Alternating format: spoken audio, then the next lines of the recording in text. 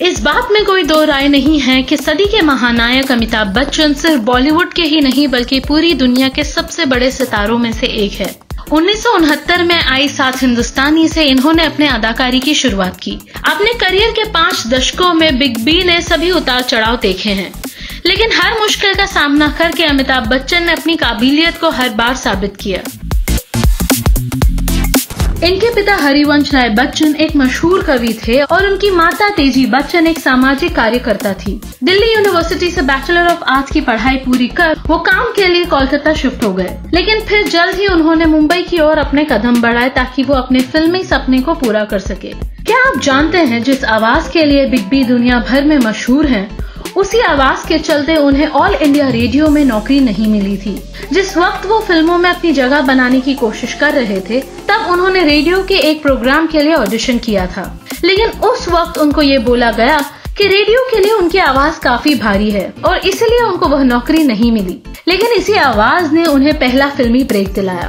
अदाकारी से पहले बिग बी ने बतौर एक voice artist film maker Mrinal Sen की नेशनल अवार्ड जीतने वाली फिल्म भुवन शोम से अपने फिल्मी करियर की शुरुआत की थी। आगे जाकर अपने करियर में उन्होंने कई बड़ी फिल्मों में अपनी आवाज दी। लगान, कहानी, जोधा अकबर, रावण जैसी बड़ी फिल्मों में अपनी आवाज देकर इन्होंने सूत्रधार का किरदार निभाया।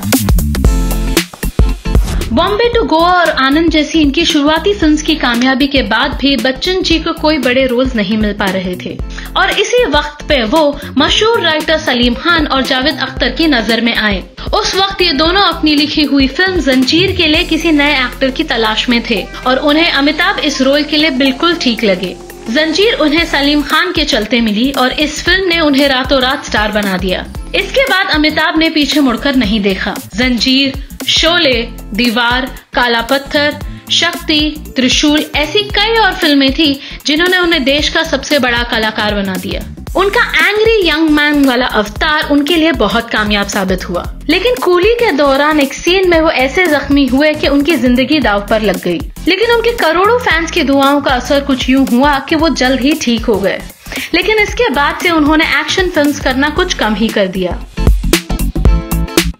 फिर उनके करियर को एक नया मोड़ मिला जब उन्होंने 1984 में राजनीति में अपना कदम रखा। 1984 से लेकर 1987 तक कुछ उतार चढ़ाव देखने के बाद उन्होंने राजनीति से संन्यास ले लिया, लेकिन 90 का दशक भी उनके लिए कुछ खास कामयाब नहीं रहा। नई पीढ़ी के कई जवान एक्टर्स अब फिल्मों में अहम भूमिका में नजर आने लगे थे, तो इस दौरान अमिताभ ने अपना ध्यान प्रोडक्शन की ओर किया और अमिताभ बच्चन कॉर्पोरेशन लिमिटेड की शुरुआत की।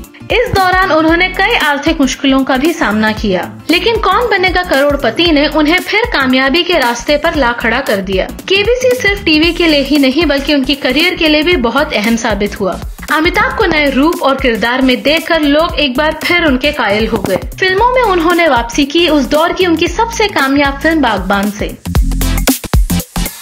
इस कामयाबी के बाद बिग बी के करियर में एक नया अध्याय शुरू हो गया। ब्लैक, कभी खुशी कभी गम, मोहब्बतें, सरकार, 5 ऐसी फिल्मों ने उन्हें शिखर तक पहुंचा दिया। इसी दौरान अमिताभ बच्चन को अपनी अदाकारी के लिए कई राष्ट्रीय और अंतर्राष्ट्रीय सम्मानों से भी नवाजा गया। अग्निपथ, ब्लैक, पा और पीकू में इनकी अदाकारी ने इन्हें 4 नेशनल अवार्ड्स भी दिलाए। 1984 में इन्हें पद्मश्री, 2001 में पद्म भूषण और 2015 में इन्हें पद्म विभूषण से भी नवाजा गया।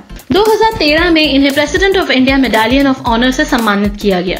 2019 में भारत सरकार ने दादा साहेब फाल्के पुरस्कार से इनको सम्मानित किया। इन्होंने अपनी जिंदगी में 15 फिल्म फेयर अवार्ड्स और कई राष्ट्रीय और अंतर्राष्ट्रीय सम्मान अपने नाम किए हैं।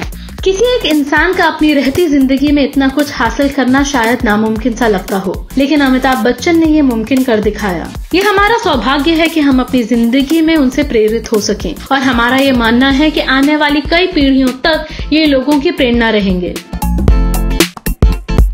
आज के लिए हमारी तरफ से इतना ही और अपडेट्स के लिए देखते रहिए व्हाट्सएप बॉलीवुड। तब तक कीप इट फिल्मी, कीप इट बॉलीवुड।